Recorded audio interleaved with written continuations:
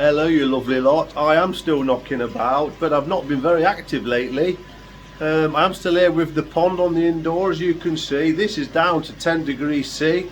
The indoor one, the other indoor one here, is down to 19 degrees C, and that's heated with that titanium heater and this controller. And I've got to say, marine controller, it's been spot on. As you can see, it's a mild day today, but it's not on at the moment, and it's 19 degrees, and it's been really cold in this greenhouse where the condensation is absolutely mega again on the roof. But the purpose of this one was to have a quick catch up, and it'll be my last video of the year for sure, so I thought I would get our camera out, give you a quick little update of a few things, and then wish you all Merry Christmas at the end if I bloody remember. So I'll spin you around.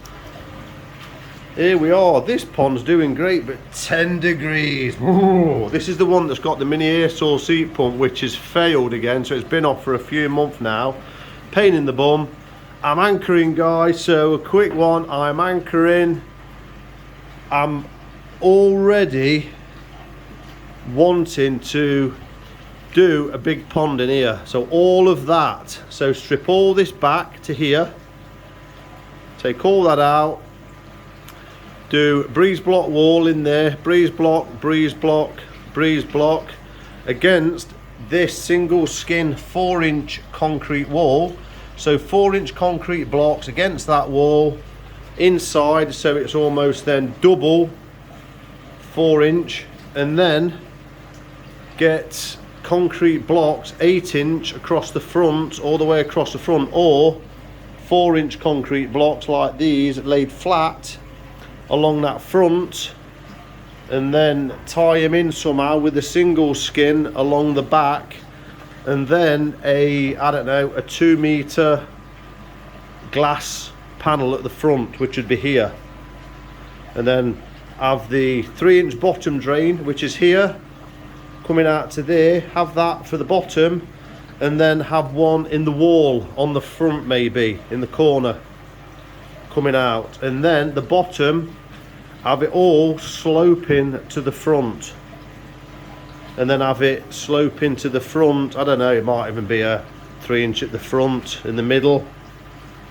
and then the pipe coming down here, I don't know, on the front and across, and then have it just sloping to the front, so all, so the bottom actually slopes down, say, I don't know, 4-inch to here, so it'd be 0 there, and then sloping up with just a sand bottom maybe, or a concrete bottom, and then slope it down, insulate the bottom, and then have it as a, I'll either fiberglass it myself, or have it as a, what's them liners that you can have made, forgot the name of him, sorry, but one of them. And yes, why have I got the net up? Because I'm going to take the 2 NND shearos out and put them in here. So I'm going to do that quickly, only take me a few minutes. They will, so they're going to go from 10 degrees to 18, 19. They won't grow in there, but that will prepare them for next year. So come spring next year, 2026, I'm going to increase this. I'm going to maintain 24 degrees in there of them, and then it'll give them a head start to dominate in there. Because in here, let me put that there, look, for a second. In here is 6 Tamasaba doing absolutely well. There's the other DK Shiro, there's a Matsuba, and then a DK Shiro in there, another one that weren't growing that well. So hopefully that will keep them ticking over at 19 degrees, and they'll get them more food in them to retain the body weight, and they might grow a little bit more, but they're not going to grow at all or retain much body weight at 10 degrees. So in here, these will have a true winter, and any females, because those 2 are males, female koi in here like this one, they'll have a chance to strip some of the protein out of them from the eggs that they may well have in their bodies, and retain that, well, use that as energy so hopefully they won't get egg bound or anything in the future. So that's why koi, especially female koi, need a proper winter, because they will use that energy source with the eggs in their body. If they are continually at a higher temperature, there's a risk that they could become egg bound because they're not consuming that out of the bodies. So they will. So them 2 males are coming out, and I'm really touched. About a month ago, 3 weeks ago, I got a package through the post, and it was a certain bag, and it had "Merry Christmas, Keith" on the front of it. And look at this, what I've had through the post. I'm really touched. I really am touched. Didn't know anything about it. And this person, which I will name in a moment, oh, you might have seen a giveaway there. It was noticed on one of my previous videos, when I did what I call my harvest every year, my net, my pan net, the little one that I got, it weren't a pan net, the sock, the wooden handle broke off, and it is in here somewhere. Can't see where it is, but it is still in here. In fact, I think it's in here. Here it is. It's there, look, the handle broke off. So they noticed that and they sent it me through the post. This person, which I will name in a minute, went to Japan and picked me one of those up and sent it me in the post for free. So it was in a big bag, and it said "Merry Christmas, Keith" from, did it say the person? It might have done, it might have said Dan. And Dan is the person that is selling Nutrimare in the UK. Nutrimar in the UK. And he sent it me from the goodness of his heart.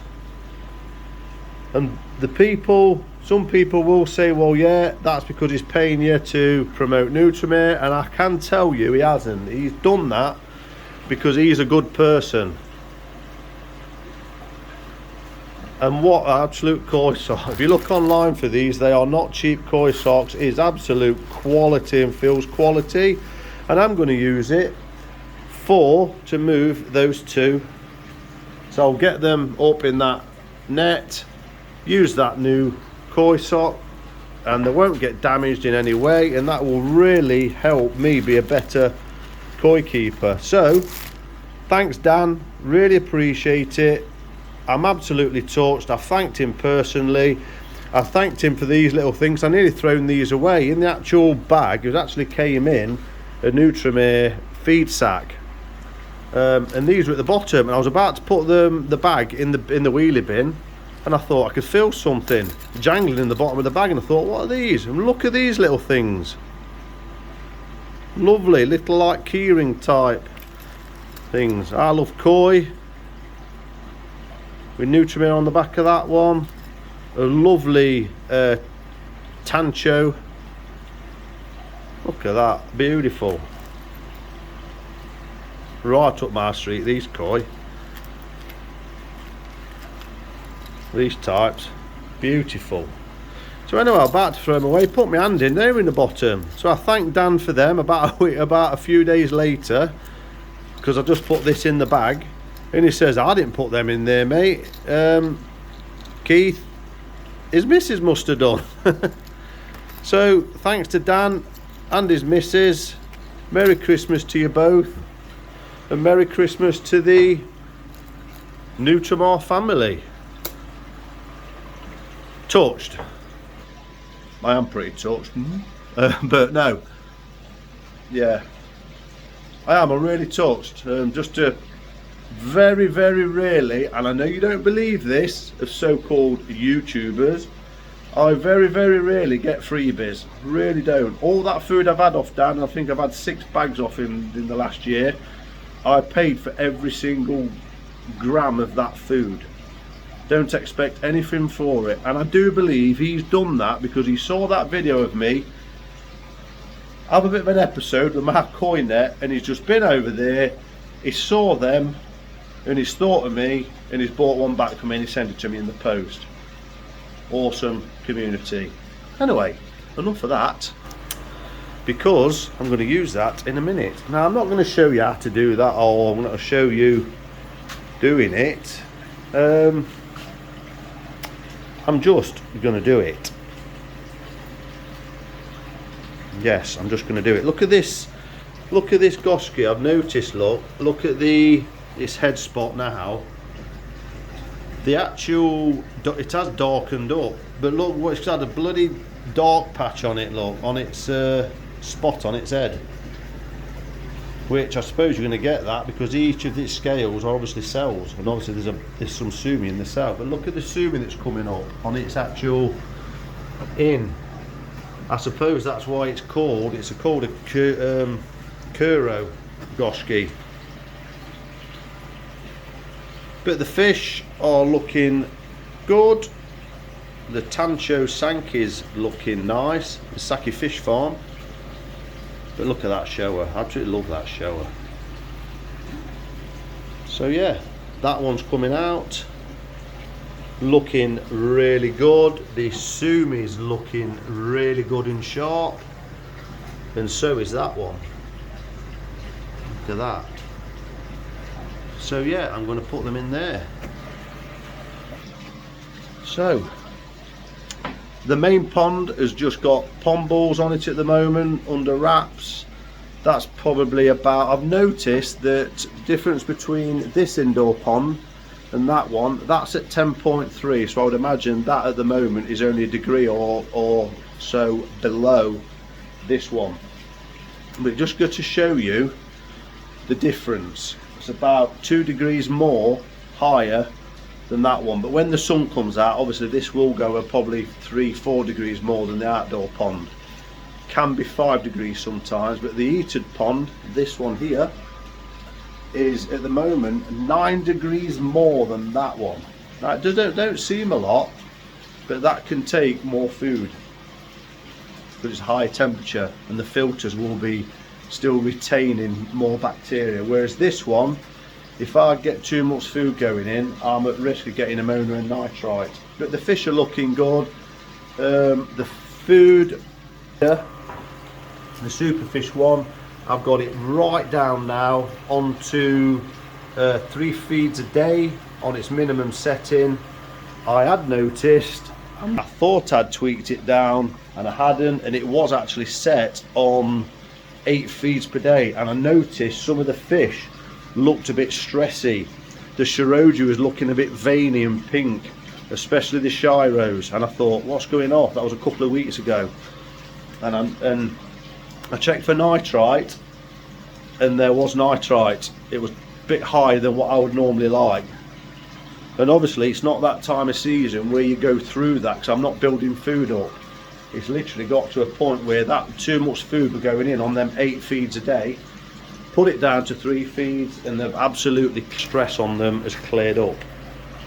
So obviously it was a stress effect from probably the cold temperature, because it went down to 8 degrees in here, plus the nitrite. But you look at the Shiroji on them now, and there's no stress on them at all. So that is a lesson for you to take away. If your fish are showing signs of stress, and when I say stress, I mean in the coloration of the Shiroji is normally a bigger giveaway.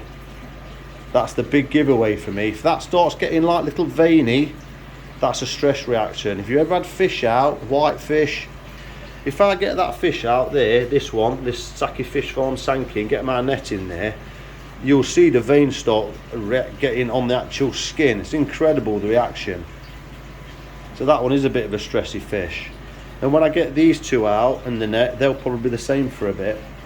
But it was a stress reaction to high nitrite in the pond. I did a nitrite test and it was looking bluey pinky. I can't remember which way it turns, but yeah, it's a reaction. And then since then, cleared up. The Aragoki's got a bit bigger now, and look at the colour, you can see it more, look, the metallic, so it's gone less dark and gone a bit lighter. I think that might be the temperature of the water that does that. The sumi just seems to come together more. This has got lovely sumi on it. The actual sashi on the front of it, look, can you see? The first scales are lovely just under the surface, and it's really deep, really nice. So yeah, let me get those out, that one and that one. get them in here. Hopefully they become dominant and start getting any feed that I do get in there. I've been thinking of getting another auto feeder because this one has simply got one of these fish mates on it, and I've got it bolted to here, and that just drops food in over a period of like 4 or 5 hours, a certain amount. So I'm just using that. That is already being cleaned out at all, look. So with the K1 now, that can go more than a week easy. More than a week easy. On that bunch of waffling, I want to wish you all Merry Christmas. I hope you have a lovely time. A time to relax and chill out where you can. Block stuff out from outside what's going off, because there is stuff going off. I mean, today, just to give you an idea of what date it is, it's the day where Australia has had this terrorist attack where 29 people are injured and I think 12 people have been murdered and shot on Bondi Beach. I mean, what is going off? Can't wrap my head around it. It really are in terrifying times. So putting that to one side, have a great Christmas. I'm a Christian, so I believe in Jesus. Have a great Christmas. Think of your values. Enjoy the time at the very least. Chill out, block everything out, relax, and I'll see you in the new year.